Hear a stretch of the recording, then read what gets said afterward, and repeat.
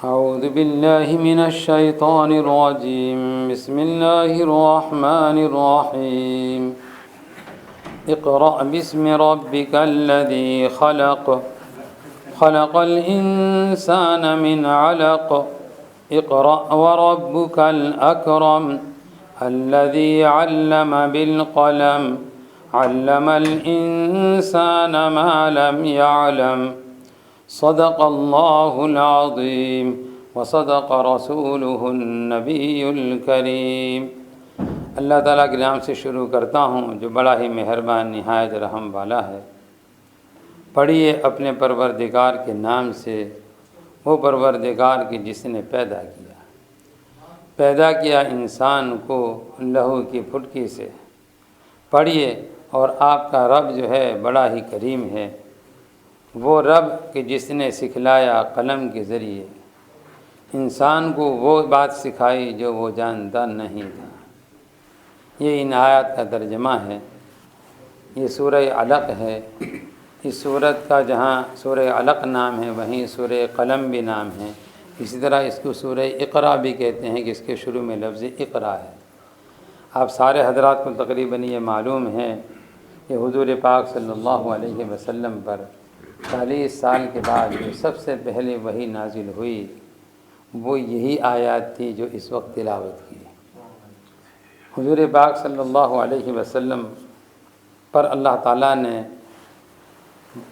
وحی نازل کرنے سے پہلے آپ کے دل کے اندر جو ہے تنہائی کو اور گوشہ نشینی کو محبوب کر لیا تھا۔ حدیث پاک میں حضور پاک صلی اللہ علیہ وسلم فرماتے ہیں کہ حبب الی الخلا، کہ مجھے تنہائی اور گوشہ نشینی بڑی پسند آتی تھی۔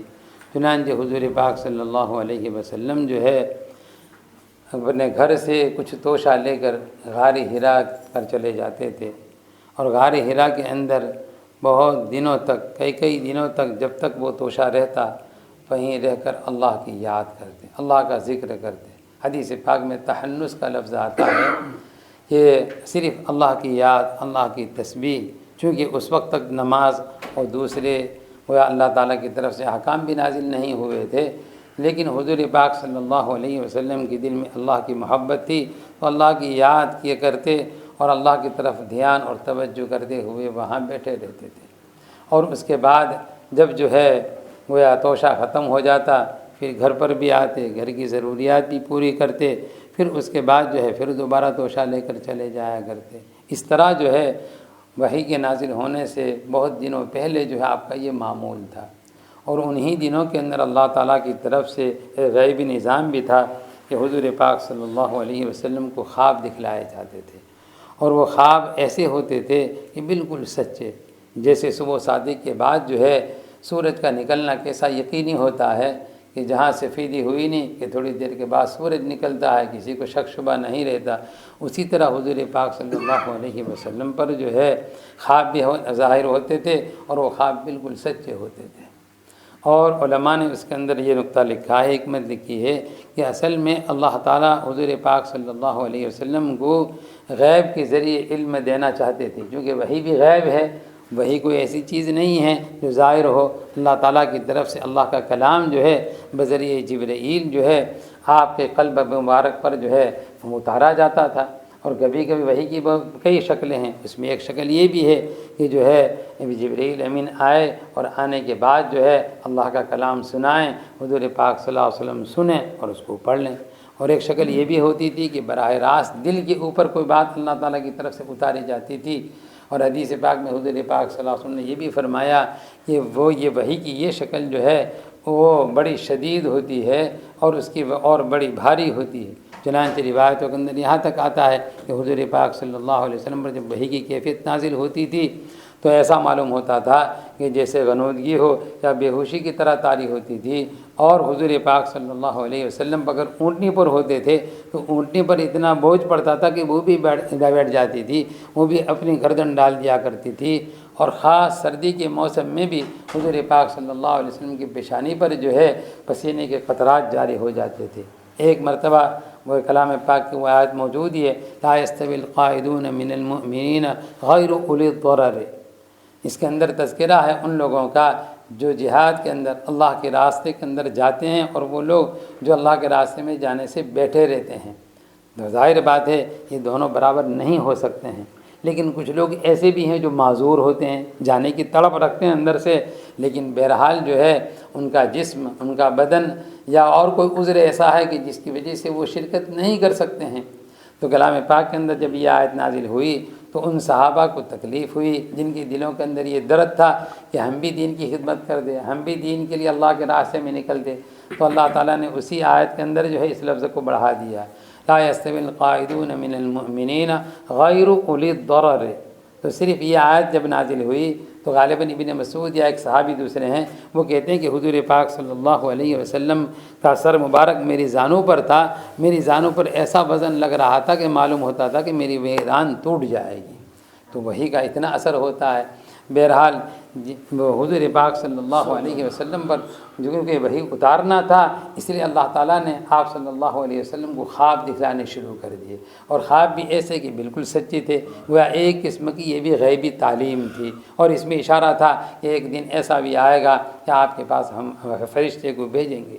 چنانچہ حضور پاک صلی اللہ علیہ وسلم غار حرا کے اندر اللہ کی یاد ہی میں مشغول تھے کہ آپ دیکھ رہے ہیں کہ کوئی نہایت ہی خوبصورت سفید پوش جو ہے آپ کے سامنے آ کر آپ کو یہ کہہ رہے ہیں اقرأ بسم ربک الذی خلق۔ تو اقرأ کا مطلب تو یہ ہے کہ آپ پڑھیے۔ حضور پاک صلی اللہ علیہ وسلم نے فوراً فرمایا ما انا بقارئ، کہ میں پڑھنا نہیں جانتا، کیونکہ حضور پاک صلی اللہ علیہ وسلم نے اس سے پہلے کبھی کسی سے کچھ سیکھا ہی نہیں تھا، اس لیے آپ نے اپنے امی ہونے کا اظہار کیا۔ جبرائیل امین نے اللہ کے حکم سے حضور پاک صلی اللہ علیہ وسلم کو ایسے لیا اور اپنے سینے سے لگایا، اور سینے سے لگا کر اتنے زور سے دبایا کہ آپ صلی اللہ علیہ وسلم فرماتے ہیں کہ مجھے تکلیف بھی محسوس ہونے لگی ہوں۔ تو ایک اور اس کے بعد پھر کہا کہ پڑھیے، پھر حضور پاک صلی اللہ علیہ وسلم نے اسی طرح جواب دیا، دوسری مرتبہ بھی، تیسری مرتبہ جب کہا تو اس کے بعد جبرائیل امین نے یہ آیتیں پڑھیں اور حضور پاک صلی اللہ علیہ وسلم کی زبان پر یہ آیتیں جاری ہو گئی۔ اس میں کیا حکمت تھی؟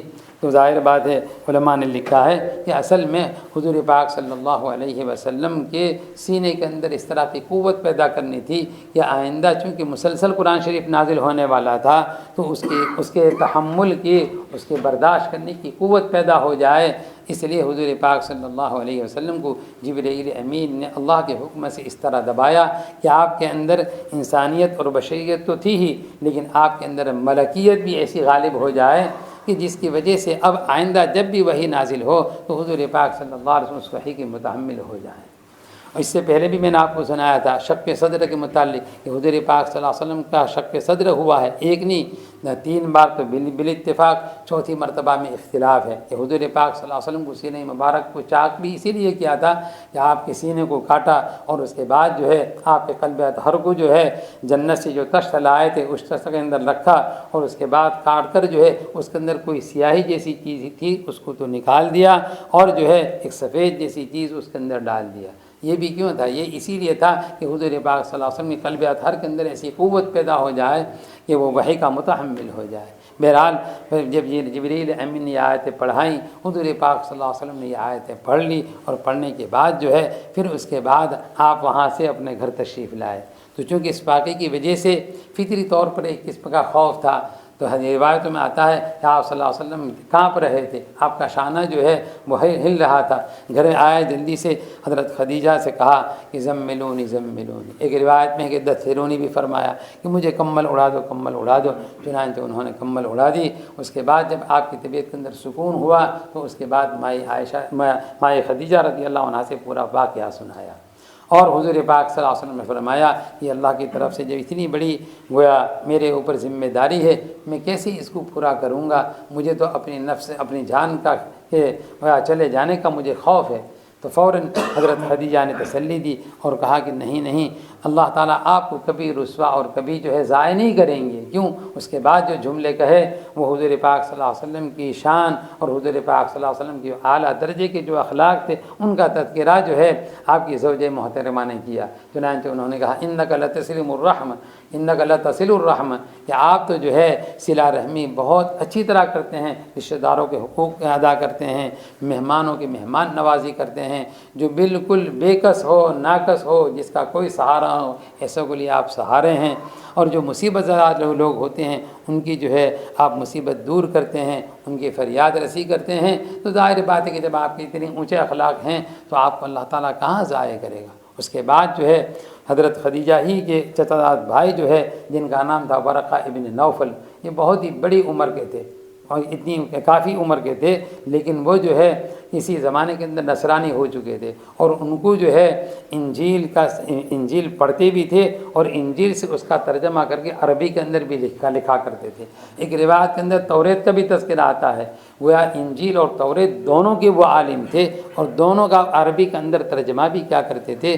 تو یہ فوراً ان کے پاس سے لے گئی، اور لینے کے بعد یوں کہا کہ آپ کے بھتیجے سے حال سنیے یا کیا کہتے ہیں۔ حضور پاک صلی اللہ علیہ وسلم نے غار حرا کے اندر جو واقعہ پیش آیا تھا پورا واقعہ بیان کر دیا۔ جب پورا واقعہ بیان کر دیا تو فوراً ورقہ ابن نوفل بولے کہ آپ کے پاس وہ ناموس آیا تھا، انجیل کے اندر جو ہے جبرائیل امین کو ناموس سے تعبیر کرتے ہیں، یعنی وہ فرشتہ آیا تھا جو فرشتہ عیسیٰ علیہ الصلوۃ والسلام کے پاس آیا کرتا تھا۔ اور ایک روایت کے اندر حضرت موسیٰ کا بھی تذکرہ ہے کہ یہ وہی فرشتہ ہے جو موسیٰ علیہ الصلوۃ والسلام کے پاس توریت لے کر آیا کرتا تھا۔ اور اس کے بعد کہا کہ اب یہ اللہ تعالیٰ کی طرف سے آپ کے اوپر وحی ہے، اور جو ہے آپ اس وحی کی اپنی قوم کے اندر تبلیغ کیجئے، لیکن سن لیجئے آپ کی پوری کی پوری قوم جو ہے وہ آپ کے مخالف ہو جائے گی، اور ایک دن ایسا بھی آئے گا کہ آپ کو یہاں سے نکالنے کے اوپر آپ نکلنے اوپر مجبور ہو جائیں گے، اور وہ آپ کو اس مکہ مکرمہ سے باہر بھی نکالے گی۔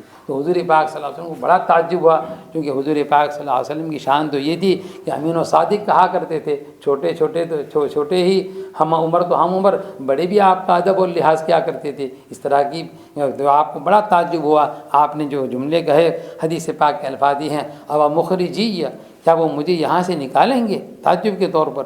تو انہوں نے کہا ورقہ ابن نوفل نے، ہاں ضرور آپ کو نکالیں گے۔ اس کے بعد ورقہ ابن نوفل نے جو بات کہی وہ کہی کہ میں اس پر ایمان لاتا ہوں، اور میں آپ کو وعدہ کرتا ہوں لَأَنصُرَنَّكَ نَصْرًا عَزِيزًا، کہ میں اگر زندہ رہا تو میں آپ کی پوری نصرت اور مدد کروں گا، یہاں تک اس نے کہا۔ تو گویا یہ ان کی ایمان کی دلیل ہے کہ گویا وہ اس کے اوپر ایمان بھی لے آئے۔ اس کے بعد حضور پاک صلی اللہ علیہ وسلم کو اطمینان ہوا، اور اس کے بعد جو ہے عجیب اتفاق کہ اتنی آیتیں نازل ہونے کے بعد جو ہے پھر وحی کا سلسلہ منقطع ہو گیا۔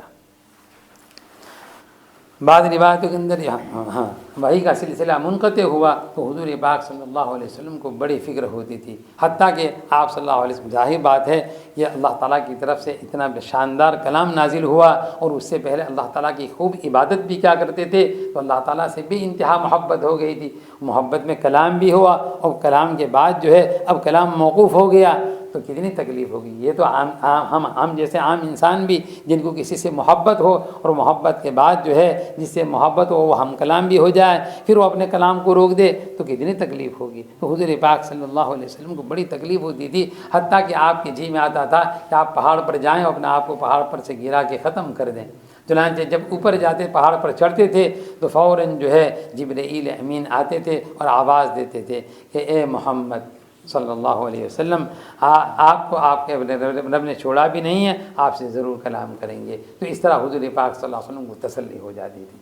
تو بہرحال اس کے بعد تقریباً 2.5 سال تک جو ہے وہی منقطع رہی۔ پھر 2.5 سال کے بعد جو وہی نازل ہوئی وہ یا ایھا المدثر قم فانذر وربک فکبر، یہ صورت نازل ہوئی۔ کلام پاک کی کون سی آیت سب سے پہلے نازل ہوئی؟ جیسے میں نے ابھی ذکر کیا کہ یہ تو ہے ہی، لیکن بعض روایتوں کے اندر یہ بھی آتا ہے کہ سورہ فاتحہ سب سے پہلے نازل ہوئی۔ بعض روایتوں کے اندر یہ بھی آتا ہے کہ یا ایھا المدثر سب سے پہلے نازل ہوئی۔ اور ابھی جیسے میں نے بتایا یہ تو سب کو معلوم ہے کہ اقرأ بسم ربک الذی خلق، یہ آیت نازل ہوئی۔ تو ان 3 باتوں میں صحیح بات کیا ہے؟ تو صحیح بات یہی کہ سب سے پہلے یہی آیت نازل ہوئی۔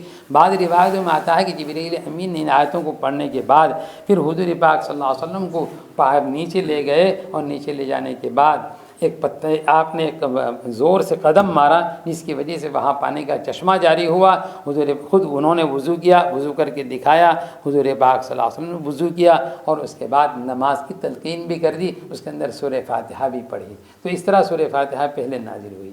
اور جو علماء یوں کہتے ہیں کہ یا ایھا المدثر پہلے نازل ہوئی، تو وہ وہی کہ درمیان میں جو 2.5 سال کا اس کو فترہ کہتے ہیں، جو زمانہ ایسا گزرا تھا جس میں وحی نازل نہیں ہوتی تھی، اس کے بعد سب سے پہلے جو آیت نازل ہوئی وہ یا ایھا المدثر قم نازل ہوئی۔ اس لیے ان باتوں کے اندر کوئی اختلاف بھی نہیں ہے۔ بہرحال سب سے پہلے جو آیت نازل ہوئی وہ یہی ہے۔ اور اس صورت کے اندر جو ہے یہ بالاتفاق مکی صورت ہے، اور اس میں 20 آیتیں ہیں اور جو ہے 70 کلمات ہے اور 280 کے قریب اس کے اندر حروف ہیں۔ سب سے پہلا حکم یہ ہے اقرأ بسم ربک الذی خلق، آپ پڑھیے۔ یہ اقرا جو ہے یہ بھی معلوم ہونا چاہیے، یہ اقرا کا لفظ حقیقت میں اللہ تعالیٰ کی طرف سے حضور پاک صلی اللہ علیہ وسلم کو حکم ہے۔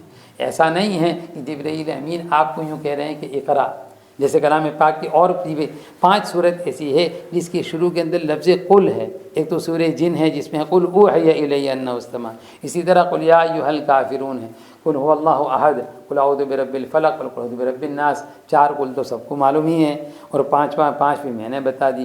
اس کے شروع میں جو لفظ قل ہے اس میں بھی حضور پاک صلی اللہ علیہ وسلم اللہ تعالیٰ کی طرف سے یہ کہا جاتا ہے آپ کہہ دیجئے، لوگوں کو بتا دیجئے، تو حقیقت میں اللہ کی طرف سے ہے، اس لیے وہ سورت کا اور قرآن شریف کا جز ہے۔ اسی طرح یہاں بھی اقرا جو ہے وہ جبرائیل امین نہیں کہتے ہیں، بلکہ اللہ تعالیٰ جبرائیل امین کے واسطے سے کہتے ہیں حضور پاک صلی اللہ علیہ وسلم کو کہ آپ یہ پڑھیے۔ امام راضی رحمۃ اللہ فرماتے ہیں اگر جبرائیل امین کی یہ بات ہوتی تو جبرائیل امین معلم بن جاتے، تو حقیقی معلم جبرائیل امین نہیں ہے، حقیقت میں معلم حقیقی اللہ تعالیٰ ہیں۔ جبرائیل امین جو ہے وہ تو صرف درمیان میں ناقل ہے، نقل کرتے ہیں۔ اس لیے جو اقرا کا لفظ جو ہے یہ حقیقت میں اللہ تعالیٰ کی طرف سے ہے، یہ قرآن شریف کا جز ہے۔ کوئی آدمی اگر اس صورت کو یہاں سے شروع کرے بسم ربک الذی خلق، تو یوں کہیں گے کہ اس نے پوری صورت نہیں پڑھی، صورت کا ایک حصہ اس نے چھوڑ دیا۔ اقرأ بسم ربک الذی، پڑھیے اپنے پروردگار کے نام سے۔ اللہ تعالیٰ خود حضور پاک صلی اللہ علیہ وسلم کو بتلاتے ہیں کہ آپ کا رب، لفظ رب لا کر یہاں اور کوئی صفت اللہ تعالیٰ کے نام کی ذکر نہیں کی، لفظ رب لا کر اشارہ اس طرف کرنا ہے کہ ہم ہی آپ کی صحیح تربیت کرنے والے ہیں۔ جس طرح آپ کی جسمانی اور مادی آج تک تربیت کی، اب آج سے آپ کی روحانی تربیت بھی ہم نے شروع کر دی ہے، اور اس تربیت کو ہم مکمل کریں گے، ایسی مکمل کریں گے کہ صرف آپ جو عابد نہیں بنیں گے، آپ نبی بنیں گے، اور نبی بھی نہیں بلکہ سید الانبیاء بن جائیں گے۔ اقرأ بسم ربک الذی خلق، اپنے اس پروردگار کے نام سے جس نے پیدا کیا۔ یہ خلق عربی، جو حضرات عربی جانتے ہیں ان کو معلوم ہے کہ خلقہ جو ہے یہ فعل متعدی ہے، پیدا کیا۔ آپ بھی سمجھ جائیں گے، میں بھی سمجھ جاؤں گا۔ کوئی آدمی اگر یوں کہے میں نے کھایا تو فوراً سوال پیدا ہوگا کیا کھایا؟ کوئی کہے کہ میں نے پیا تو فوراً سوال پیدا کیا پیا؟ لیکن ایک آدمی کہے میں کھڑا ہوا تو آپ وہاں نہیں کہیں کیا کھڑا ہوا، ایسا نہیں سوال کریں گے۔ ایک آدمی کے دن میں سو گیا تو اس کے بعد یوں نہیں کہ کس کو سویا، ایسا تھوڑی سوال کریں گے۔ تو یہاں خلقہ کے معنی پیدا کیا، تو کس کو پیدا کیا؟ تو مفعول بہ کا ذکر ہونا چاہیے، لیکن اللہ تعالیٰ نے اس کو حذف کر دیا، ذکر نہیں کیا۔ تو اس کے اندر بڑی حکمتیں ہیں۔ ایک تو یہ کہ خلقہ سے مراد خود حضور پاک صلی اللہ علیہ وسلم کو خطاب ہے، اس لیے یوں کہتے ہیں خلقہ کا، اے محمد صلی اللہ علیہ وسلم آپ کو ہم ہی نے پیدا کیا۔ اور گویا اشارہ اس طرف ہے کہ پوری مخلوق میں آپ ہی کی ذات ایسی تھی جو پیدائش کے لائق تھی، اور اصل آپ کو پیدا کیا، اور اس کے بعد سارے عالم کو اور سارے خلائق کو جو ہے آپ کے طفیل میں پیدا کیا۔ اس لیے جو ہے خلق کے بعد مفعول کا ذکر نہیں کیا۔ بہرحال اس کے بعد کی جو آیتیں ہیں انشاءاللہ اس کی تفسیر جو آئندہ کریں گے۔ دعا بھی کرتے ہیں کہ اللہ تعالی ہم کو بھی جو ہے کثرت سے اس کے کلام پاک کی تلاوت کی اور پڑھنے کی توفیق بھی نصیب فرمائیں، اور حضور پاک صلی اللہ علیہ وسلم کے علوم سے اللہ تعالی ہمیں وافر حصہ بھی عطا فرمائیں، اور آپ کی شریعت پر عمل کرنے کی توفیق بھی نصیب فرمائیں۔ ایک مرتبہ درود شریف۔ اللهم صل سبحان اللہ وبحمدہ، سبحانک اللہم وبحمدک، نشہد ان لا الہ الا انت، نستغفرک ونتوب الیک۔